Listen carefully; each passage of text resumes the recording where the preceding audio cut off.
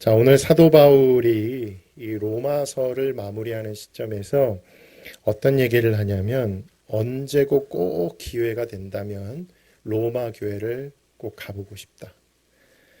이런 바울의 소망을 적고 있어요. 자, 우리 같이 읽지는 않았지만 우리 15장 22절 말씀 한번 보시겠습니다. 시작.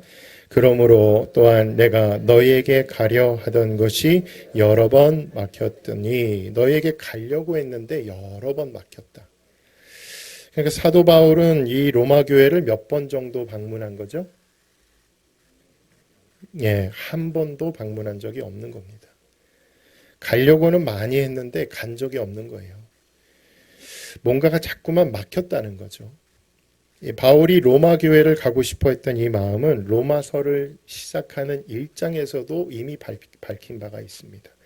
자, 1장 13절 말씀 또 보시겠습니다. 시작. 형제들아, 내가 여러 번 너희에게 가고자 한 것을 원하지 아니하노니 이는 너희 중에서도 다른 이방인 중에서와 같이 열매를 맺게 하려 함이로되 지금까지 길이 막혔도다. 예, 여러 번 가고 싶었어요. 근데 늘 막혔었다. 그러므로 로마 교회는 어떤 교회인가? 보고 싶은 교회. 바울이 너무너무 보고 싶은 교회입니다. 로마 교회 성도들 만나고 싶고 그들과 교제도 하고 싶고 여러분은 어떠실지 모르겠지만 저는 종종 그런 얘기를 듣습니다. 지금까지 우리 교회에 오셨던 찬양 사역자들, 목사님들 기억하세요? 송경민 목사님, 또 나무엔 선교사님, 한홍재 목사님, 또 지난 5월에 왔던 마커스 워십의 소진영 인도자님, 또 우리 노회 목사님들, 시찰회 목사님들도 오셨어요. 그분들이 이고동성으로 하시는 말씀이 우리 성도님들이 예배 드리시는 태도나 말씀을 경청하는 태도가 참 좋다고 그렇게 소문이 났어요. 그래서 제가 가끔씩 그분들과 전화할 때면 참 반갑게 전화를 받으세요. 잘 지내셨냐고, 성도님들 잘 계시냐고, 고향 성만교회에 대한 그런 기억이 참 좋았다고, 언제든 또 불러달라고, 저는 그런 얘기를 종종 듣습니다. 우리 성도님들 정말 잘하고 계십니다. 옆에 있는 분들에게 정말 잘하고 계십니다. 감사 한번 인사하실까요? 별로 믿음이 없으세요? 잘하고 계신 것 같지가 않으세요? 다시 한번 인사해 주세요. 정말 잘하고 계십니다. 감사합니다. 예, 예, 감사합니다. 예. 자, 어떻게 하면 우리 교회가 좀 더 오늘 이 로마 교회처럼 정말 보고 싶은 교회, 함께하고 싶은 교회, 어떻게 하면 그런 교회가 될 수 있을까? 이 로마 교회의 몇 가지 특징들을 좀 보겠는데요. 첫째가 뭐냐면 로마 교회는 유대인 그리스도인과 이방인 그리스도인들이 함께 공존하는 교회였다는 것입니다. 이 당시 유대인들과 이방인은 서로 상종을 하지 않았습니다. 심지어 유대인은 이방인들을 개라고 불렀어요. 그래서 유대인과 이방인이 섞여 있는 것은 상상할 수가 없는, 근데 이 로마 교회는 그들과 같이 섞여 있었다는 거예요. 잘 어울려질까요? 잘 섞일 수가 있겠습니까? 당연히 갈등이 있을 수밖에 없죠. 특히 유대인들이 가지고 있는 이 사상이나 가치관이 얼마나 깐깐한지 몰라요. 이게 자꾸만 부딪히겠죠. 유대인들은 그거 하지 말자. 그리고 이방인들은 이거 하자. 뭐 이거 먹자. 그러면 이거 먹으면 안 된다. 그러고 이날을 지킵시다. 근데 이날을 그렇게 지킬 필요 없다. 그러고 얼마나 이 서로 자기들 안에서 이 스파크가 일어났겠어요. 아니나 다를까 오늘 우리가 로마서 15장을 봤는데 로마서가 끝나는 16장을 보시면 바울이 이런 얘기를 해요. 우리 16장 17절 말씀 같이 읽겠습니다. 시작. 형제들아, 내가 너희를 권하노니 너희가 배운 교훈을 거슬러 분쟁을 일으키거나 거치게 하는 자들을 살피고 그들에게서 떠나라. 이 말이 무슨 말이냐면 그러니까 로마 교회 안에 분쟁을 일으키는 사람들이 있었다는 것입니다. 분쟁의 또 다른 번역으로는 분열이에요. 교회를 분열시키는 그런 사람들이 있었는데 그들에게서 떠나라라고 말씀하는 겁니다. 이 로마 교회는 참 복잡한 교회입니다. 유대인과 이방인이 함께 섞여 있다는 그 자체만으로도 어마어마하게 복잡한 것을 상상할 수가 있는데요. 놀라운 것은 바울이 이 로마 교회를 왜 보고 싶어 했을까? 어찌하든지 이들은 유대인이고 이방인들이었지만 서로 어찌하든지 같이 살아보려고 애를 썼다는 거예요. 서로 조화를 이루어 보려고 엄청나게 노력을 하고 참아주고 인내하는 그런 열매가 있는 교회였다는 거예요. 자, 16장을 보시면 우리가 읽지는 않았지만 16장에 여러 사람들의 이름을 이제 바울이 서신에 남기면서 그들에게 안부를 전합니다. 16장을 보시면 총 26명에 달하는 사람들의 이름이 나와요. 자, 이들이 누굴까? 바울이 서신 마지막에 쭉 남기고 있는 이들의 이름은 누굴까? 바로 로마 교회 안에 있는 가정교회의 리더들입니다. 우리 교회로 하면 목장의 목자, 부목자들이에요. 그들의 이름을 적고 있는 겁니다. 이 26명의 이름을 분석해 보면 유대인 리더들이 9명, 그리고 이방인 리더들이 16명이 나옵니다. 유대인이라고 해서 유대인들만 다 리더가 된 게 아니고요. 유대인들 중에서도 리더된 사람들이 있고 또 이방인들 중에서도 리더된 사람들이 있고 이게 함께 공존하는 교회였다는 거예요. 이것이 바울에게는 너무나 이상적인 교회였던 것이죠.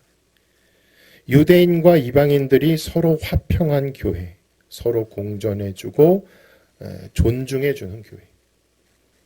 여러분, 바울은요, 유대인도 구원받고 이방인도 구원받고 모든 백성과 방언과 나라와 족속이 함께 어린 양 보좌 앞에 서서 손에 종려가지를 들고 찬양을 하는 이 비전이 바울의 비전인데 그 비전이 이루어지고 있는 현장이 바로 로마 교회였다는 것입니다. 그러니 이 로마 교회를 꼭 한번 보고 싶었던 거예요. 자, 또 하나가 있습니다. 바울이 로마 교회를 보고 싶어 했던 이유, 이 교회가 가지고 있는 가장 큰 특별한 점 중에 하나가 있는데 그게 뭐냐면 로마 교회는 사도 바울이 개척한 교회가 아니었습니다. 갈라디아 교회, 데살로니가 교회, 고린도 교회, 에베소 교회 다 바울이 개척했어요. 바울이 개척하고 바울이 사랑하는 교회를 향해서 쓴 편지가 서신서인데 로마 교회는 바울이 개척하지도 않았는데 벌써 로마에 교회가 있더라. 로마 교회의 특징이에요. 놀라운 것은 로마 교회가 언제 어디서 어떻게 시작이 됐는지는 모르지만 로마 교회가 자생한 것도 놀라운데 이 로마 교회가 가지고 있던 영향력이 대단했어요. 자, 16장에 보면 여러 인물들이 나와요. 한번 말씀 좀 띄워주실까요? 16장 8절로 10절. 자, 특별히 8절부터 보시면 이 암블리아라는 이름이 보이십니까? 예, 암블리아가 나오고 9절에 보면 스다구라는 이름 보이세요? 예, 그 다음에 10절에 보면 아벨라라고 하는 이름이 나옵니다. 이 이름들은 로마 황제 가문들의 이름입니다. 예, 무슨 얘기인지 아시겠어요?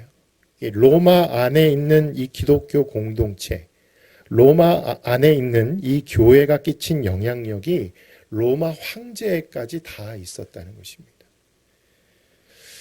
그들도 크리스찬이 된 거예요. 그들도 로마 교회의 구성원이 되었다. 아니, 어떻게 그럴 수 있었을까? 바울이 개척하지도 않았는데 그 교회는 성장을 했고요. 로마 황제 가문에까지 영향을 미칠 정도의 어떤 선한 영향력을 가지고 있었다는 건데 역사적인 기록에 의하면 이 로마 교회 안에 있었던 그리스도인들, 이 성도들이 어떤 삶을 살았냐면요. 당시 로마 사람들은 굉장히 부패했습니다. 이 부패한 로마 사람들과 달리 로마 교회의 성도들은 가난한 사람들, 소외된 이웃들을 돌보는 교회였다라는 거예요. 자, 16장에 또 여러 인물들 중에 14절을 보시면 아순그리도, 블레곤, 허메 이런 이름들이 나오는데요. 그 이름들은 노예들의 이름이었습니다. 우리나라 조선시대 때도 노예들, 백성들이 가지고 있는 이름들이 있잖아요. 딱 이름만 봐도 그 사람의 신분을 알 수 있는 바로 그런 이름들이었다는 거예요. 그러니까 여러분 놀라운 게 뭐냐면 로마 교회는요. 황제 가문도 그 교회 리더였고요. 노예 출신들도 그 교회 리더였다는 거예요. 유대인과 이방인들이 함께 상종하는 것도 놀라운데 노예와 황제가 함께 어울릴 수 있는 교회. 뿐만 아니라 로마 사람들이 얼마나 성적으로 부패하고 타락을 했는지 아이가 태어나면 아이를 출산하면 이 로마 사람들이 이 티베리스 강에다가 던져버렸다는 거예요. 그러면 로마 교회 성도들이 이 아이들을 다 건져내고 살리는 일들을 했다. 그런 기록이 있어요. 또 감옥에 들어가 있는 죄수들, 그들을 찾아가서 면회하고 옷도 입혀주고 음식도 제공해주고 그렇게 죄수들을 섬기면서 예수 그리스도의 복음을 전했다는 기록이 있습니다. 이런 얘기들이 소문에 소문을 타서 지금 바울이 이 로마서를 쓸 당시 그때가 제3차 선교 여행 중이었어요. 선교 여행 중에 고린도에 잠깐 머물렀을 때 로마 교회에 대한 이런 아름다운 소문, 로마에 그런 교회가 있다고? 그러면서 로마 교회를 향해서 로마서를 쓰게 된 것입니다. 그러니까 여러분 이해가 되시죠? 이 로마서에 왜 그렇게 교리가 많이 적혀 있는지, 로마서가 왜 이렇게 이론이 많은지, 로마 교회는 바울이 개척한 교회가 아니었던 거예요. 그래서 바울은 이 로마 교회에 복음이라는 것이 무엇인지, 믿음이 뭔지, 의롭게 된다는 것이 무엇인지 이 복음을 어찌하든지 설명해 주고 싶었던 거예요. 마치 매뉴얼처럼, 교과서처럼. 그래서 로마서 1장부터 11장까지는 그런 구구절절 그런 얘기들을 쭉 하고 12장부터는 구체적으로 내가 그러면 어떻게 살아야 되는가를 이야기를 하면서 이제 편지를 마치는 것입니다. 자, 우리 로마서 1장 8절 말씀 같이 한번 보시겠습니다. 시작. 먼저 내가 내 하나님께 감사함은 너희 믿음이 온 세상에 전파됨이로다. 로마 교회 성도들의 믿음이 온 세상에 소문이 다 났다. 그들이 얼마나 좋은지, 얼마나 착한지. 당시 로마는 세계의 중심이었죠. 그런 로마 안에서 이 교회 성도들이 얼마나 잘했는지가 소문이 다 났다는 거예요. 그래서 바울은 너무 보고 싶었던 거예요. 이런 신기한 교회가 없다. 이 로마 교회는요, 우리 한국 교회와 흡사 닮았습니다. 무슨 얘기냐면 우리 한국 교회도요, 이 선교사님들이 우리나라에 최초에 왔을 때 이미 이 땅에 교회가 있었어요. 조선시대 말기죠. 양반들이 중국에서 성경을 가지고 왔어요. 그래서 성경을 읽다가 양반들이 개종을 합니다. 유교를 버리고 그래서 교회가 만들어져요. 선교사님들이 왔는데 이미 성경을 읽었고 또 교회가 세워져 있는 거예요. 로마 교회랑 좀 닮았죠. 또 우리 한국 교회도 자신의 집에서 마부로 부리던 종, 말을 부리던 종으로 있던 사람을 이제 이 주인이 신학을 시켜요. 그리고 목사 안수를 받게 해요. 그리고 당신은 그 교회의 장로가 되고 종이었던 그분은 당신 교회의 담임 목사로 추대를 하는 이런 일들이 우리 한국 교회사에 있었다는 것도 여러분 아마 들어보셨을 겁니다. 무엇보다 이웃에게 선을 행하고 교회가 감당해야 할 사회적인 공공성을 너무나 아름답게 실행했던 교회, 로마 교회. 여러분 이런 교회 너무 보고 싶지 않으십니까? 자, 끝으로 로마 교회는 어떤 교회인가? 바로 기도하는 교회였다는 거예요. 바울이 이제 그의 서신을 마무리하는데 이 마무리할 때쯤에 부탁을 해요. 그 부탁이 뭐냐면 기도해 주십시오. 나를 위해서 기도해 주십시오. 자, 본문 30절 말씀 우리 한번 읽어보시죠. 시작. 형제들아, 내가 우리 주 예수 그리스도와 성령의 사랑으로 말미암아 너희를 권하노니 너희 기도에 나와 힘을 같이하여 나를 위하여 하나님께 빌어. 그러니까 이 말이 무슨 말이에요? 나를 위해서 기도해 달라 그 말이에요. 나를 위해서 좀 중보해 주십시오. 저는 기도가 필요한 사람입니다. 신약 성경이 총 27권이에요. 그 중에 절반, 13권을 사도 바울이 썼는데 바울은 그의 서신마다 기도를 부탁을 해요. 왜 그렇게 기도를 강조할까요? 기도는 중요한 거니까? 예, 기도는 중요한 정도가 아니고요. 기도는 전부입니다. 제가 어렸을 적에 교회에서 혹은 뭐 기독교 서점에 가면 자주 봤던 그림이 하나가 있어요. 한번 띄워주실래요? 예, 여러분도 이 그림 혹시 보신 적 있으십니까? 예, 스프하고 빵 한 덩이를 앞에 두고 간절하게 감사의 기도를 올리는 어떤 노인의 모습이에요. 어릴 적에 참 인상 깊게 봤고 저분이 도대체 누굴까? 나중에 사람들이 말하기를 조지 뮬러 목사님이라는 거예요. 그래서 조지 뮬러 목사님에 대해서 관심을 갖게 됐죠. 나중에 알고 보니까 조지 뮬러 목사님은 아니었습니다. 사실 저 그림의 주인공은 다른 분이에요. 근데 그렇게 많이 알려져 있는 거죠. 이 조지 뮬러 목사님이 어떤 분이지? 그리고 이제 제가 전기를 읽기 시작했어요. 원래 이 조지 뮬러 목사님은 독일 출신입니다. 근데 영국의 브리스톨에서 고아원을 운영을 하셨는데 그 당시에 그 고아원 아이들이 몇 명이었냐면 10,000명이었다 그래요. 엄청나죠? 10,000명이 넘는 아이들의 아침, 점심, 저녁을 해결해 줘야 되는데 여러분 경비가 얼마나 많이 들어가겠어요? 10,000명이 넘는 아이들의 이불, 베개 다 챙겨줘야 되잖아요. 옷도 챙겨줘야 되고. 근데 조지 뮬러 목사님은 그렇게 많은 경비가 필요함에도 불구하고 단 한 번도 누군가에게 재정 후원 요청한 적이 없었다는 거예요. 그럼 뭐 했을까요? 예, 하나님, 아버지가 저의 아버지시니 그러면 나의 필요를 주님이 아실 테니 지금 우리 고아원에 이 아이들 이렇게 지금 배고파하는데 주님 하고 기도하면 빵이 오고 또 기도하면 우유가 오고 또 기도하면 하나님이 막 채워주시는 그런 놀라운 일들을 경험하게 돼요. 이 조지 뮬러 목사님이 돌아가시고 그 후에 그분이 쓴 기도 노트가 발견이 돼요. 근데 이 기도 노트가 몇 페이지냐면 3,000페이지였습니다. 3,000가지의 기도가 아니고요. 3,000페이지에 달하는 기도 노트가 있었어요. 그래서 5만 번 이상 기도 응답을 받은 목사님. 그런 얘기가 괜히 그냥 나온 게 아니고요. 그런 기도 노트가 있었다는 거예요.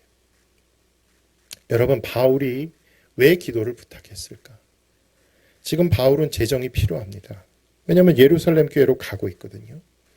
예루살렘 교회가 어려워서 이방에 있는 교회들로부터 후원금을 모금해서 예루살렘 교회를 도와주러 가고 있는 길이에요. 그러니까 재정이 필요하단 말이죠. 그럼 로마 교회에도 그걸 요청할 수 있는데 바울은 그걸 일절 안 합니다. 그냥 기도만 해 주십시오. 왜냐하면 재정을 요청하면 재정만 오지만 기도를 요청하면 재정도 오고 플러스 알파도 와요. 그래서 기도를 요청한 거예요. 로마 교회는 어떤 교회인가? 바울이 기도를 부탁할 수 있는 교회였던 것입니다. 기도의 능력, 기도의 영광을 알고 기도해 주십시오. 저를 위해서. 나를 위해서 하나님께 기도해 주십시오. 로마 교회가 완벽해서 로마 교회가 복잡하다는 거 바울도 익히 알고 있어요. 로마 교회 안에 분쟁이 있고 분열이 있다는 것도 알고 있어요. 그럼에도 불구하고 기도를 부탁합니다. 왜냐하면 기도는 내가 완벽하지 않아도 할 수 있는 것이 기도예요. 내가 충분하지 않아도 할 수 있는 게 기도다 그 말입니다. 그래서 기도를 부탁합니다. 사랑하는 성도 여러분, 이런 교회 보고 싶지 않으십니까? 안 보고 싶으세요? 네. 너와 내가 다른데 서로 하나가 되어지는 교회. 유대인 그리스도인도 리더가 되고 이방인 그리스도인도 리더가 되고 노예도 리더가 되고 황제 가문도 리더가 되고 이게 함께 공존할 수 있는 교회. 그리고 이 로마서에는 여성분들의 이름도 참 많이 나와요.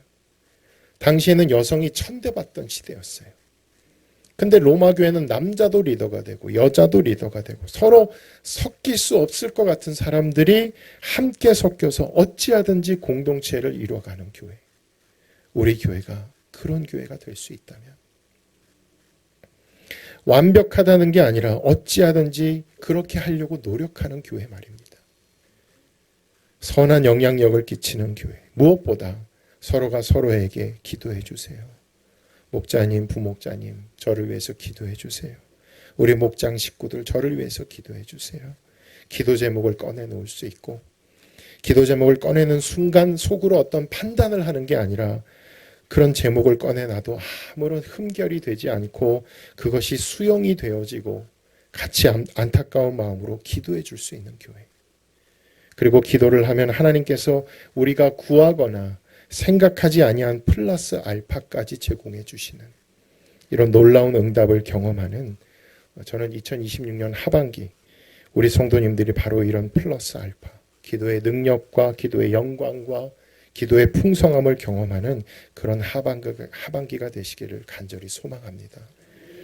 바울이 로마 교회를 너무너무 보고 싶어 했던 것처럼 우리 또한 정말 그렇게 보고 싶은 교회를 위해서 함께 기도하고 함께 하나 되어서 주의 몸된 교회를 섬기는 우리 모두가 되시기를 예수님의 이름으로 축원합니다. 할렐루야. 기도하시겠습니다.